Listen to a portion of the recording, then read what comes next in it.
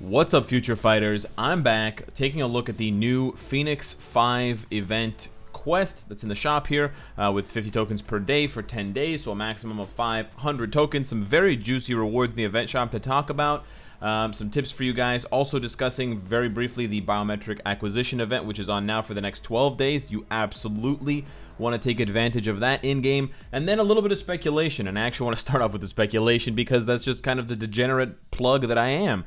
So anyways, starting it off, we have the, Magic and Namor question marks, and we don't yet have a confirmation about when we're going to be getting uniforms for them, but everyone and their grandmother saw these uniforms and know that they're coming. Now, I don't want them to be rushed, don't get me wrong. I want Netmarble to take their time and make them good because, well, recently, they haven't been doing a very good job with all of their uniforms. Jean Grey's uniform, Chef's Kiss.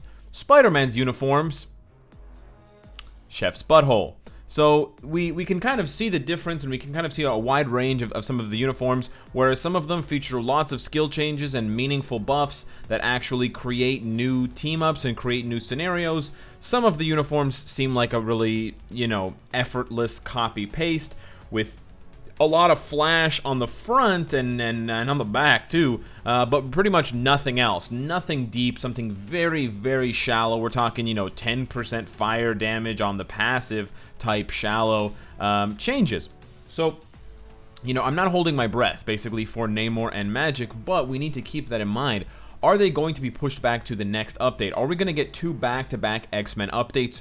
Or is this going to be a mid-month update, which means we should be seeing it pretty soon? Are we going to get sneak peeks prior to it dropping? Is it just going to drop all of a sudden? Is there going to be any APK for it? I have no idea to any of the answers to these questions, but I want to throw them out there because they do relate in a way to the event quest and the shop items. So if we take a quick look at the event quest here, the actual quests that you need to do are very, very simple. There's nothing danger room related. There's nothing giant boss raid related. You just have to participate 5 times in timeline. You can lose. You have to play co-op once, which means you don't even have to spend the clear tickets if you don't have any, and then you have to enhance 5 times and upgrade 5 times. So really, really easy. And then when you collect those 50 per day, do you get access to a bevy of fantastic rewards. This might be the best combo that they've done for the event shop. There is one sort of criticism here, and I will get it out of the way, knock it out of the shop right away. Of course, the type enhancement kit sucks. It sucks even more now with the changes to GBR and the drop rates, and also the collector's vaults, which drop like hundreds of the 3-star varieties, which is literally like thousands of these. But on top of that, this is an X-Men themed update. It's a Phoenix token, but you gave us biometric selectors. Netmarble, I hate to break it to you, I have some bad news. You can't get X-Men in these bio selectors. Yeah, I know, right? Yeah, you guys separated the X-Men from the biometric. Yeah. Yeah, not the same. No, same, but different. Okay, so yeah, I don't know what they were thinking here. It doesn't really matter, to be honest. No one should be buying this because it's 150 tokens, which is insane. I mean, you could get hundreds of uniform upgrade kits for that same cost. You could get literally tier 3 materials for that same cost. So I just don't do that. But I just noticed that the Essence of Dimension is surprisingly suspiciously missing. I just noticed that the Titan component packs are here, but the Essence of Dimension is not. That's kind of interesting.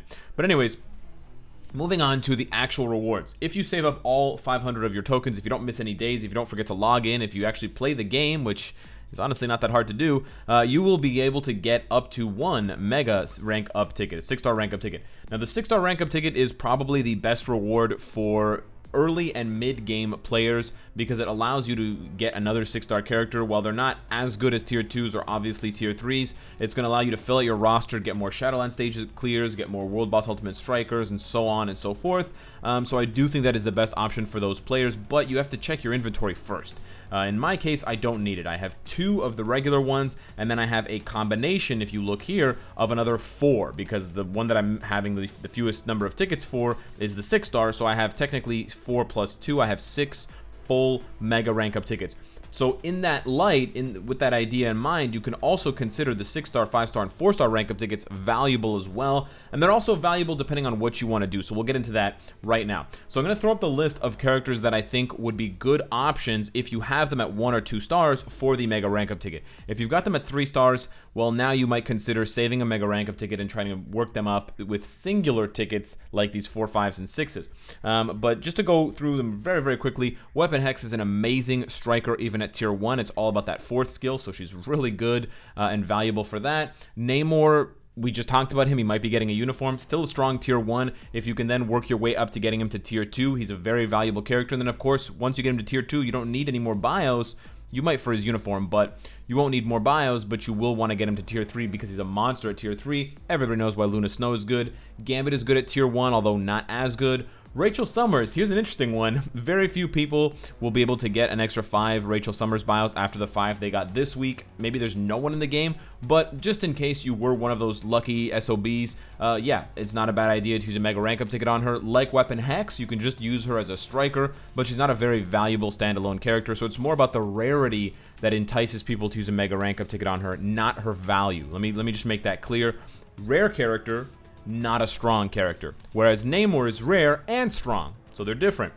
Sentinel, we've talked about him before. He can do tier 2 Shadowland stages at tier 1, always valuable to have a universal villain. Nick Fury, you can also get him for 2,500 crystals, not as valuable, but if you somehow pulled a 1-star Nick Fury from a chest or something, I guess. Same thing goes for Ghost Panther. You know, getting him at 6 stars is not as valuable at tier 2, but it's a start. And then honestly, Kitty Pryde, that's an interesting one, but I put that one there because I think that's where she's best kept for most players. She's not good, but having her at tier 1, using a mega rank up ticket on her, getting that Headmistress Pride leadership is actually worthwhile if you like to play with mutants frequently. So that actually does make sense. And then a couple more here. Spider-Man 2099 only if you buy his uniform, and still it's a bit of a stretch. Rescue and Electro. Victorious and Colossus. A lot of people are going to be asking me, so I want to get this out of the way here. Now, my philosophy is if you have the patience, don't do it, because you can farm, however painful it might be, you can farm both Colossus and Victorious bios, so you can get them for free, unlike characters like Rescue, Electro, Luna Snow, etc. The same does technically go for characters like Weapon Hex and Danger Room, but you can argue that the parameters for Danger Room and winning there is much harder than just playing a mission. You just have to play the missions to get Colossus bios. You're not guaranteed to get them, but it's literally just click and click. It's not something that you have to log into. It's not something you need a team for. It's not something you need to coordinate for. You don't even need, you can have some busty ass McDonald's Wi-Fi and you can still get your Colossus on. But if you're really desperate to get Colossus, you can do that. Keep in mind, with his uniform and also without, if he's at tier 1, the Peter's Will does not apply to all allies. It only applies to him. So in that case, you might panic and say, well, you know, I need him at tier 2. Well, just keep that in mind. If you're using him for PvP, if you want to use him for timeline, if you want to copy all the, you know, meta boys and girls, you're going to need tier 2 Colossus, so the mega rank up ticket might not be so good for him after all. And then lastly, we have Hyperion, Gwenpool, and Clea. Clea kind of falls into the same category as Colossus and Victorious. You can farm her, so I wouldn't recommend it unless you're super impatient.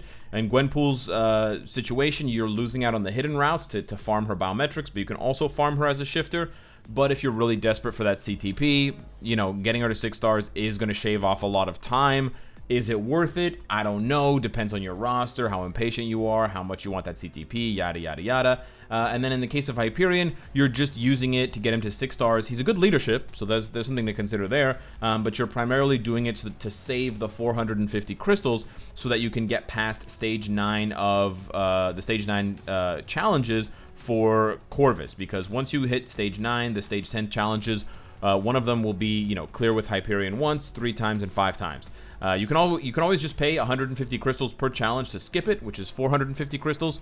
So technically, I think the 450 crystals are much more valuable. Like I would rather spend the 450 crystals and then save that mega rank up ticket for another character. But again, some people out there, for some reason, they overvalue, they you know, really value their crystals. They'll never waste their crystals if it's not for something tangible that they get to keep forever.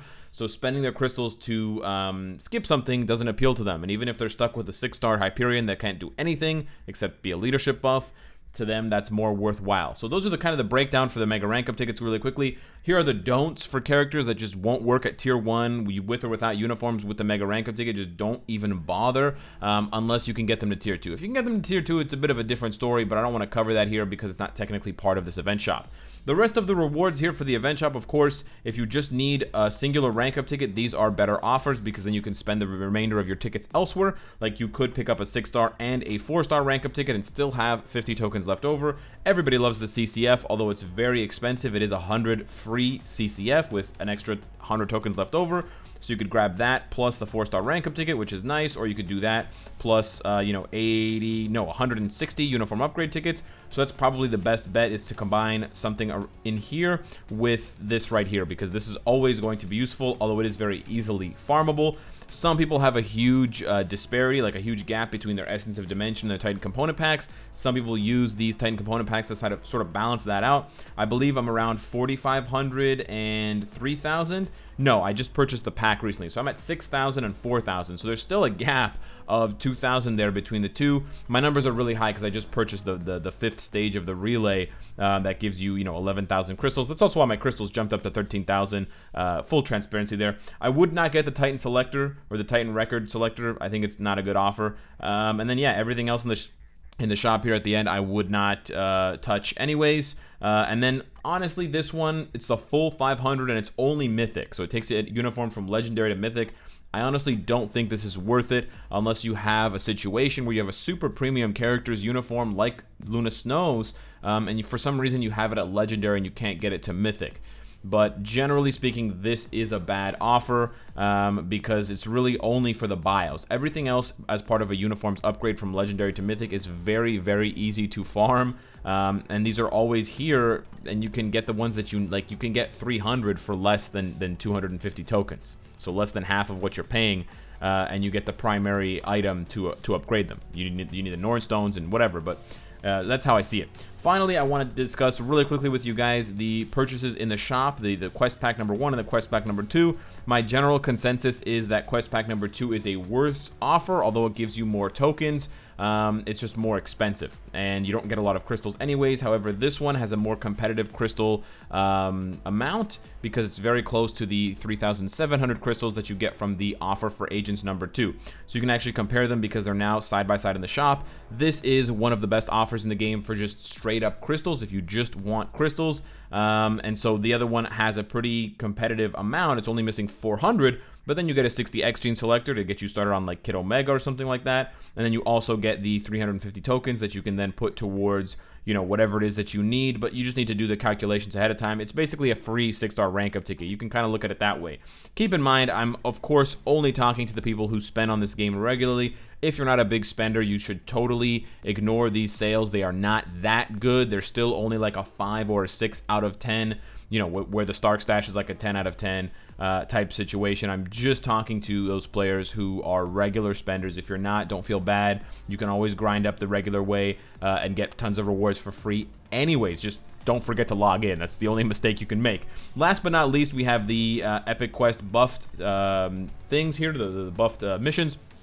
This is a good time, if you haven't purchased the Shield support pack, to consider purchasing it. Now, I know I just gave you that whole spiel about if you don't spend money on this game. If you do spend money on this game and you want a shitload of extra bios, and you can't quote me on the exact amount there with shitload, but the Shield support pack is going to double the number of missions you can clear, and all of the missions right now for those 4 heroes, Cyclops, Rogue, Storm, and Beast, are giving you double bios. So you purchase this, you can refresh your daily missions, so it's also suggested, not recommended, but suggested that you purchase a gold booster, and that's exactly what I'm doing. I have the shield support still active, and I have the gold booster active, and then that shield support gives me 1 free refill of the daily missions, so I hit up the daily missions when I have boost points active, and then I refresh it for free, and I hit it up again, and that nets me 2.2 million gold. But on top of that, in this specific case, for these missions here, I'm going to be getting not only double acquisition because of the event here, and you can see it's kind of, there's a border around Cyclops' face, days, but then I get to do it 20 times instead of 10 times because of the shield support.